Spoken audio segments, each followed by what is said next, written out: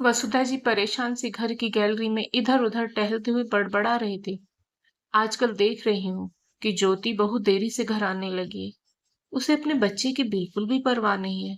ठीक है, दिन भर मैं संभाल लेती हूँ बच्चे को, परंतु शाम होते ही बच्चे को माँ की जरूरत तो होती ही है।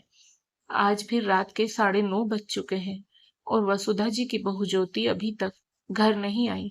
वसुधा जी टहलते हुए बीच बीच में अपने 5 वर्षीय पोते ध्रुव को भी देखकर आ रही थी, जो कि अपनी मम्मी को याद करते करते सो चुका था।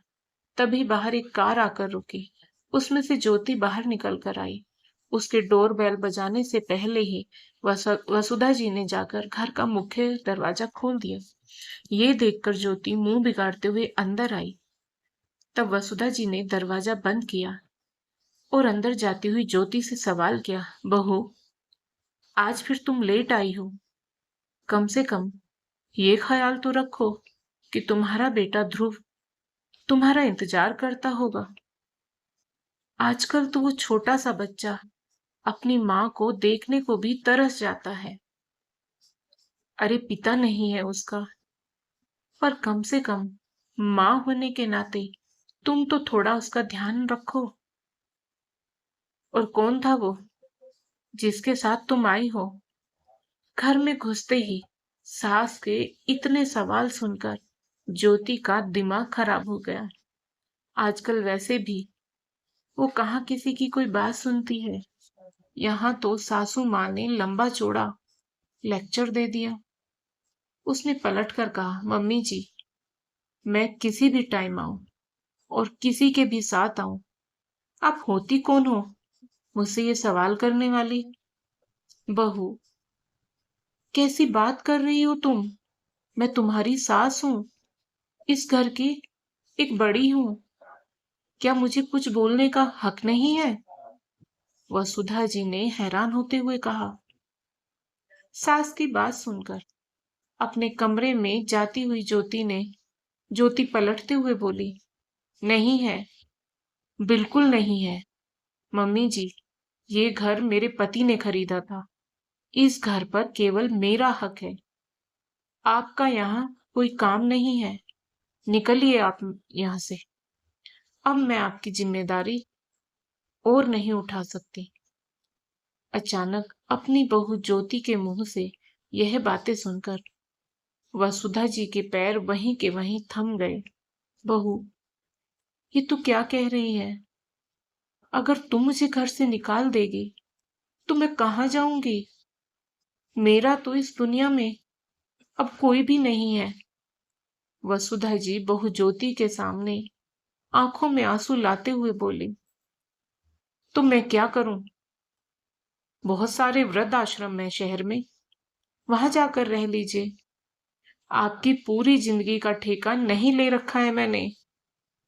ज्योति कठोर बनते हुए बोली, बहू, ऐसा मत बोल। मेरा इस दुनिया में तुम्हारे और ध्रुव के अलावा है ही कौन? मेरा बेटा भी अब इस दुनिया में नहीं है। तुम लोगों के साथ मैं अपनी बची कुची जिंदगी जी लूंगी। बहू, मुझे घर से मत निकाल। तू ही बता, मैं कहाँ जाऊंगी? वसुधा जी बहू के सामने हाथ जोड़ते हुए बोले, बस बहुत हो गया। मैंने आपके बेटे से शादी की थी। आपका जिंदगी भर का ठेका अपने सर नहीं ले लिया था। आपका बेटा अब इस दुनिया से जा चुका है, तो अब आप भी जाइए इस घर से। आप मुझसे बेवजह कोई उम्मीद मत रखें। पर बहू, ये घर तो मेरे बेटे ने अपनी कमाई से खरीदा था। तू मुझे इसमें से कैसे निकाल सकती है? बिल्कुल निकाल सकती हूँ। आपके बेटे ने ये घर अपनी कमाई से खरीदा था और ये घर उसके नाम पर ही था। अब उसकी विधवा होने के नाते ये घर मेरा है, इसलिए चुपचाप निकल जाओ इस घर से। मुझे आपकी शक्ल भी नहीं देखनी है। यह कहते हुए ज्योति ने वसुधा जी की बाह पकड़ी और जबरदस्ती खींचते हुए उन्हें घर के दरवाजे पर ले आई और जबरदस्ती बाहर धकेलते हुए घर का दरवाजा अंदर से बंद कर लिया। वसुधा जी काफी देर तक मुख्य दरवाजा खटखटाते हुए ज्योति से दरवाजा खोलने की विनती करती रही, लेकिन ज्योति ने दरवाजा नहीं खोला। हाँ, आस पड़ोस की भीड़ जरूर इकट्ठी हो गई। तकरीबन 1.5-2 घंटे तक वसुधा जी घर के दरवाजे के बाहर बैठी ही रही, परंतु ज्योति तो इतनी कठोर दिल की हो चुकी थी कि उसने दरवाजा ही नहीं खोला। अब रात के 12 बज रहे थे। उन्हें समझ में नहीं आ रहा था कि वो जाए तो जाए कहाँ। धीरे धीरे भीड़ भी छट चुकी थी। आखिर कौन इस पचड़े में पड़ना चाहेगा? आजकल किसके पास इतना वक्त है? लेकिन पड़ोस में रहने वाली वसुधा जी की सहेली शारदा और उनका बेटा विपुल उनके पास आए और उन्हें अपने साथ अपने घर ले गए। सहेली के घर पहुंचने के बाद भी वसुधा जी के आंसू रुक नहीं रहे थे। तब शारदा जी उनके कंधे पर हाथ रखकर उन्हें सांत्वना देते हुए बोली, वसुधा, कब तक रोती रहोगे? थोड़ी हिम्मत रखो। तुम्हारी छोटी बहन को फोन कर देते हैं। तुम्हारी छोटी बहन भी तो इस शहर में ही रहती है, तो तुम्हारी बहन और उसका बेटा तुम्हें लेने आ जाएंगे। शारदा, तुम ही बताओ, मैं क्या करूं? मैंने क्या गुनाह किया था जो मुझे ये सजा मिली? बेटे के इस दुनिया से जाते ही मैं बेघर हो गई। मेरे पास कुछ भी जमा पूंजी नहीं है। बहू ऐसा करेगी, मुझे इसकी उम्मीद नहीं थी। मैं क्या करूं? मुझे कुछ भी समझ में नहीं आ रहा है। वसुधा जी रोते हुए शारदा जी से बोली। तभी शारदा जी का बेटा विपुल वसुधा जी को समझाते हुए बोला, आंटी, आप पहले रोना बंद कीजिए और ये पानी पीजिए। फिर मम्मी कह रही है ना कि आपकी छोटी बहन को फोन कर देंगे। आपकी छोटी बहन और उनका बेटा तो बहुत अच्छे हैं। वो आपको पूरा सपोर्ट करेंगे। इसलिए अपने आप को बेघर मत कहिए। और फिर आपका मायका भी अच्छा है। हे भगवान, ये क्या दिन दिखा रहा है तू मुझे? क्या एक माँ अपने बेटे की कमाई पर कोई हक नहीं रखती है? उसके मरते ही उसकी सारी प्रॉपर्टी उसकी पत्नी की हो गई। भला ये कैसा कानून है? वसुधा जी रोते हुए बोली। बड़ी मुश्किल से शारदा जी और विपुल ने उन्हें समझाया। काफी देर तक वो यूं ही मौन बैठी रही। फिर शारदा जी के समझाने पर वो आराम करने के लिए पलंग पर लेट गई। पलंग पर लेटे लेटे ही उन्हें अपनी पिछली जिंदगी याद आने लगी। कितनी खुशहाल जिंदगी थी उनकी।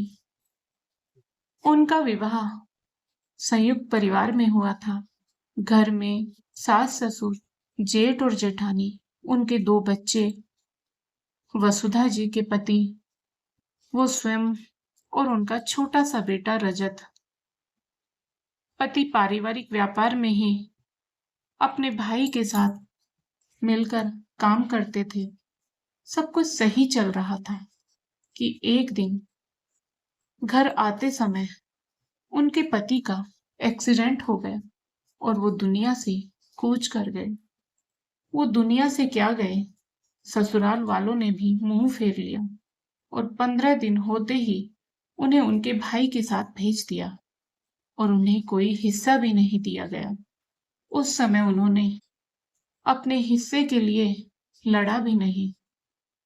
तब वसुधा जी को उनके बड़े भाई ने ही संभाला था।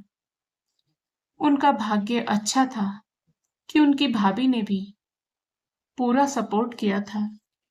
अपनी शादी के पहले उन्होंने सिर्फ ग्रेजुएशन किया था।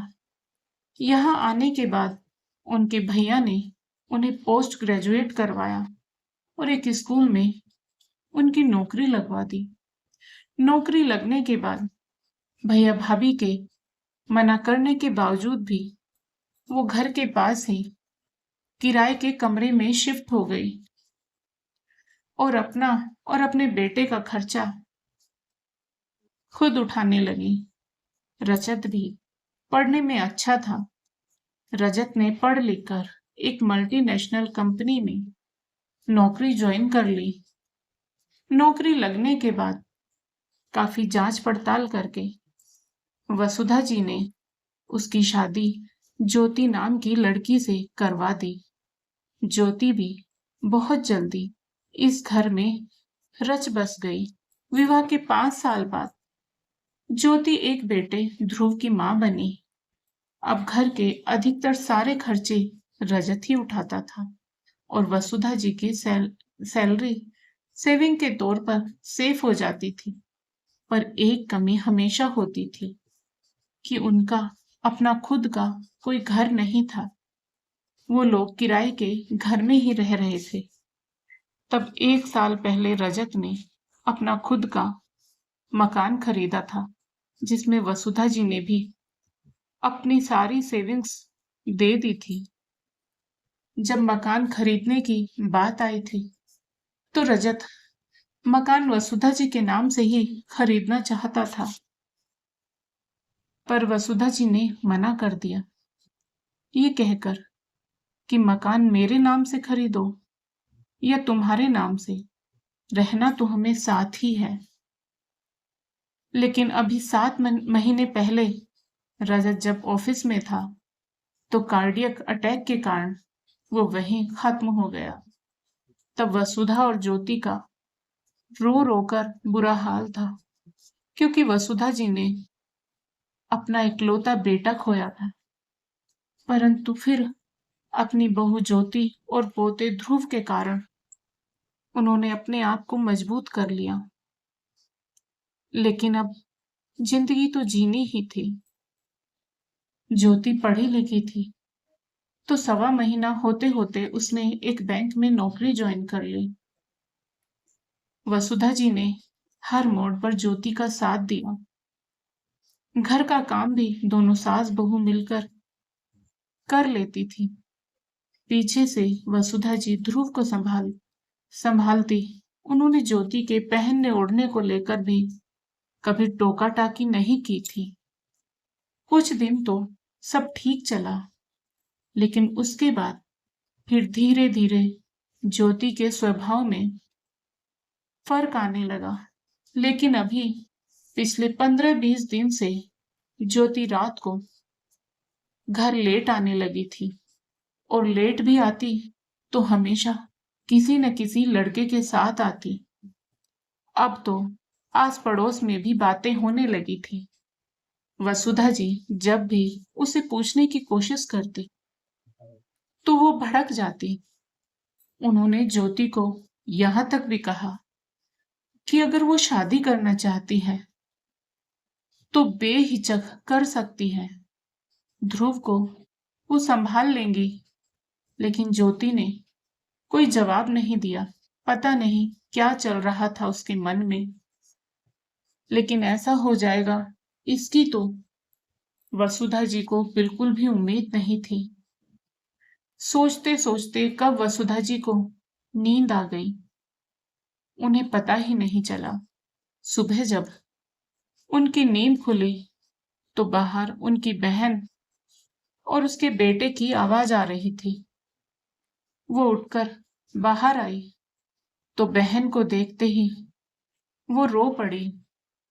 आखिर बहन ने उन्हें हिम्मत बंधाई और उन्हें अपने घर पर ले गई। छोटी बहन के यहाँ एक दिन रही। वहां से फिर वसुधा जी के भाई उन्हें अपने साथ अपने घर ले गए। भाई के घर आने के बाद वसुधा जी अपने भाई के परिवार के साथ बैठी हुई थी। तब वसुधा जी बोली, भाई, क्या मेरी पूरी जिंदगी ऐसे ही बीतेगी? ससुराल से मुझे कुछ नहीं मिला और अब बेटा भी नहीं रहा। बेटे के घर से भी उसकी पत्नी ने मुझे बाहर निकाल दिया, जैसे मेरा कोई अस्तित्व ही नहीं है। और यह कहते कहते वो रोने लगी। तब उनका भतीजा नमन बोला, बुआ, आप चाहो तो कानूनन उस प्रॉपर्टी में अपना हिस्सा ले ही सकती हो बेटा, पर कानून तो कहता है कि पति की मृत्यु के बाद उसकी सारी संपत्ति उसकी विधवा पत्नी की हो जाती है। तो भला मुझे उस घर में कहाँ से हिस्सा मिलेगा? इसलिए तो बहू ने मुझे उस घर से धक्के देकर निकाल दिया है।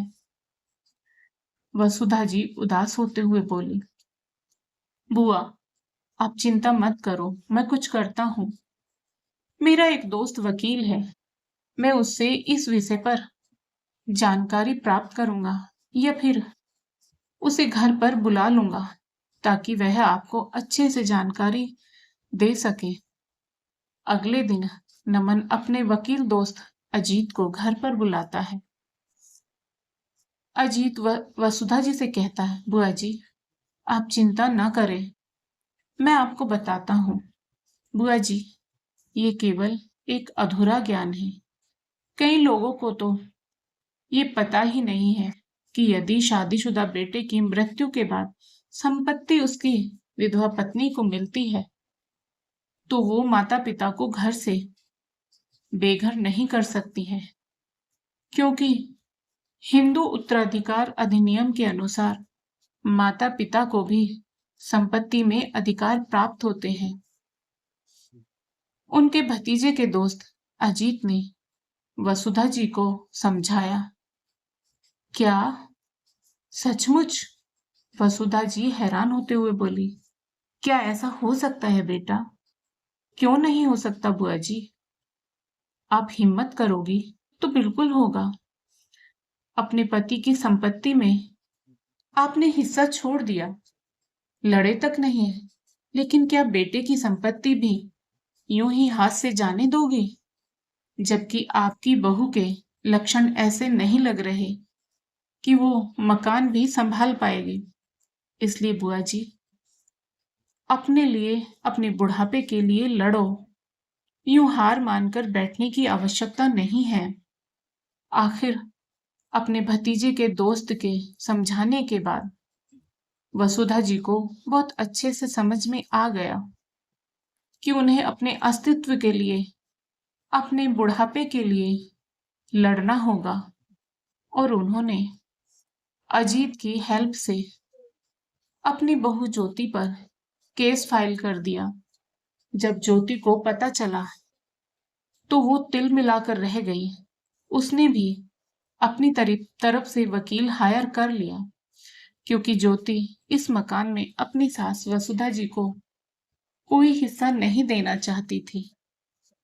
आखिर 1 साल की कड़ी मशक्कत के बाद फैसला वसुधा जी के हक में आया और ज्योति को अपने पति रजत की प्रॉपर्टी में से रजत की मां वसुधा जी को भी हिस्सा देना पड़ा।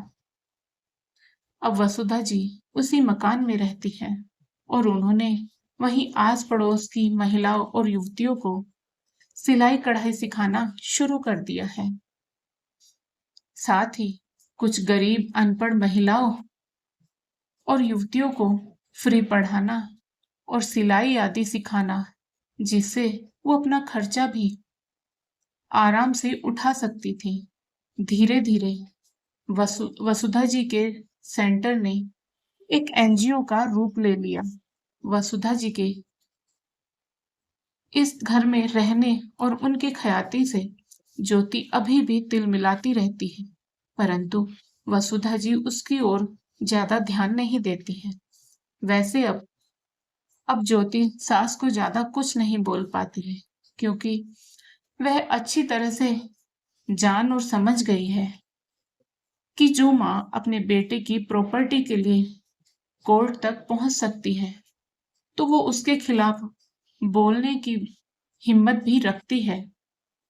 तो सास को अब कुछ भी बोलना यानी स्वयं पर कोई आफत लाना।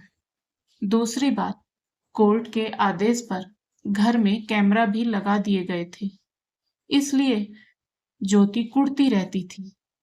इससे ज्यादा कुछ नहीं कर सकती थी।